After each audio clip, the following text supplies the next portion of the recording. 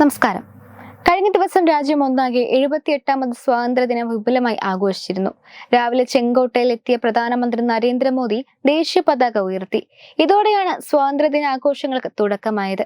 രാവിലെ 7 മണിയോടെ രാജ്ഘട്ടിൽ പുഷ്പാർച്ചന നടത്തിയ ശേഷം ചെങ്കോട്ടയിലെത്തിയ പ്രധാനമന്ത്രിയെ പ്രതിരോധ മന്ത്രി രാജ്നാഥ് സിംഗ്, കേന്ദ്രമന്ത്രി സഞ്ജയ് സേത്ത് തുടങ്ങിയവർ ചേർന്നാണ് സ്വീകരിച്ചത്.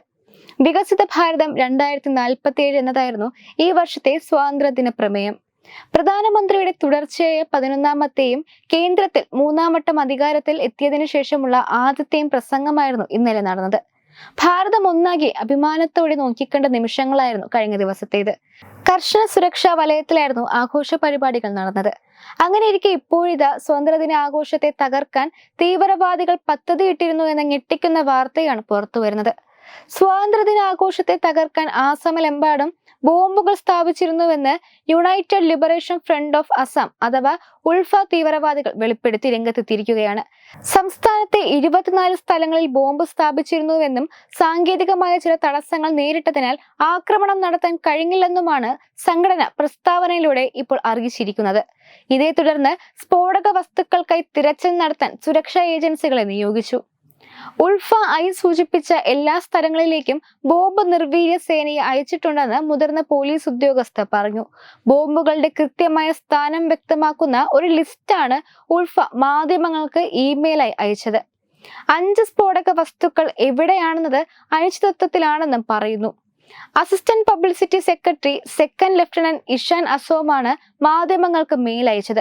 United Liberation Front of Asom അയച്ച ഇമെയിൽ അനുസരിച്ച് ഓഗസ്റ്റ് 15 രാവിലെ 6-നും ഉച്ചയ്ക്ക് 12-നും ഇടയിൽ സ്ഫോടനം നടത്താൻ പദ്ധതിയിട്ടിരുന്നു. എന്നാൽ ചില സാങ്കേതിക തകരാറുകൾ കാരണം നടപ്പാക്കാൻ സാധിച്ചില്ല എന്ന് മെയിലിൽ പറയുന്നു. മുഖ്യമന്ത്രി ഹിമന്ത ബിശ്വ ശർമ്മ സ്വാതന്ത്ര്യദിന പ്രസംഗം പൂർത്തിയാക്കി മിനിറ്റുകൾക്കകമാണ് സന്ദേശം ലഭിക്കുന്നത്.